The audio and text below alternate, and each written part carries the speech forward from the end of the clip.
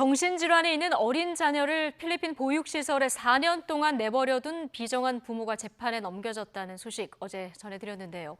부모에게 버림받다시피 한 이 피해 자녀, 또 버림받을 것이라면서 가정에 돌아가기를 거부하는 이런 안타까운 상황에 놓여 있습니다. 취재기자 연결해서 자세한 얘기 들어보겠습니다. 차상은 기자. 네, 부산입니다. 네, 먼저 이 피해 자녀의 건강 상태가 굉장히 걱정이 되는데 어느 정도 상황입니까?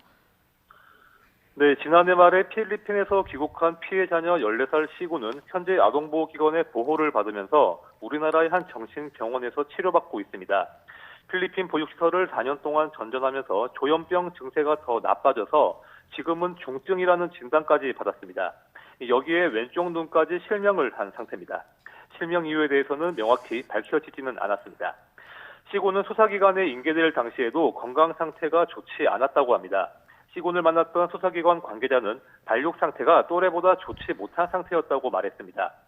시군은 현재 부모에게 돌아가기를 한사코 거부를 하고 있습니다. 검찰 관계자는 아빠가 또 다른 나라로 날 데려가서 버릴 것이니 아빠한테 보내지 말아달라며 시군이 가정 복귀를 완강히 거부하고 있다고 전했습니다. 현재 시군의 치료비는 아버지 A씨가 대고 있는 것으로 파악됐습니다. 예, 아빠한테 보내지 말아달라, 또 나를 버릴 것이다. 참 얼마나 상처가 컸을까요? 필리핀 보육시설에 당시 9살이던 자녀를 아버지 A씨가 직접 데려가서 맡긴 것으로 지금 드러나고 있는데요. 코피노, 그러니까 필리핀 혼혈아라고 속였다면서요? 네, 한의사 A씨는 필리핀의 아들을 데려가기에 앞서서 인터넷 검색을 한 걸로 조사가 됐습니다. 예. 필리핀에서 장애 아동을 보육하는 단체나 선교사 등을 찾아본 걸로 드러났습니다. 이런 방법으로 아버지 A씨는 필리핀 현지에서 부모가 없는 아이들을 보육하는 한국인 선교사를 찾아냈습니다. 선교사 측에서 우리는 필리핀 아이만 맡는다며 A씨 아들을 맡아줄 수 없다고 거절을 했는데 A씨가 후원 계좌에 일방적으로 3,500만 원을 입금을 했습니다. 예. 그러면서 자신은 일용직 노동자인데 내 아들은 필리핀 여성 사이에서 태어난 코피노라고 소개한 걸로 드러났습니다. 이 아이 엄마는 도망을 쳐서 없고 자신은 형편이 어려우니 한국에 자리 잡는 대로 다시 돌아오겠다는 말을 남겼다고 합니다. 하지만 A씨가 귀국 후에 휴대전화번호를 바꾸면서 연락처는 알 수가 없게 됐고요. 네. 후원금을 보낸 계좌도 A씨가 아닌 장모의 명의였다고 합니다.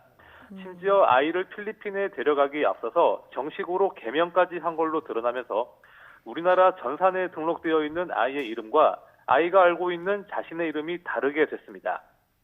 네, 이런 정황들을 종합을 해볼 때 아이 아버지가 누군지 추적할 만한 정보를 철저히 숨긴 의도로 보입니다. 아이를 다시 데리러 올 의지가 과연 있었겠느냐 하는 의문이 들 수밖에 없는 상황입니다. 네, 지금 차상은 기자가 얘기한 걸 보면 의도성이 분명히 보이는데, 자, A씨 부부는 아이를 필리핀에 유기한 게 아니다, 지금 이렇게 주장을 하고 있다면서요?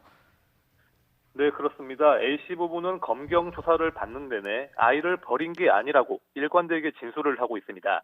A씨 부부는 지난 2011년에는 아동 기숙시설에 2012년에는 한 사찰에 시군을 1년여씩 맡겼는데요. 필리핀에 4년 동안 내버려두고 연락조차 하지 않았는데도 혐의를 부인하고 있는 겁니다. 사찰에 보낸 건 아이가 불교를 좋아해서 보낸 템플스테이였고 필리핀은 영어 능통자를 만들려는 목적이었다는 주장을 펼쳤습니다. 예. 국내 시설에 맡길 때는 생활비를 보내기도 했는데 아이를 버린 게 아니라는 주장을 법정에서 할 때 증거로 사용할 걸로 보입니다. A씨 부부는 둘째 아들인 C군을 다른 곳에 보낸 뒤에는 첫째 아들만 데리고 해외여행을 다닌 걸로 조사됐습니다. 예. 검찰은 반인륜적인 사건으로 규정을 하고 아버지 A씨는 구속 기소, 어머니 B씨는 불구속 기소했습니다. 정식 재판이 진행이 되면 그 내용도 취재해서 전해드리겠습니다. 예, 불교를 좋아해서 영어 능통자를 만들려고. 참 이런데 여권도 뺏고 연락처도 바꾸고 했단 말이죠. 앞으로 관심을 좀 여러모로 가지고 취재해야 될 사안인 것 같습니다. 여기까지 듣겠습니다. 차상은 기자였습니다.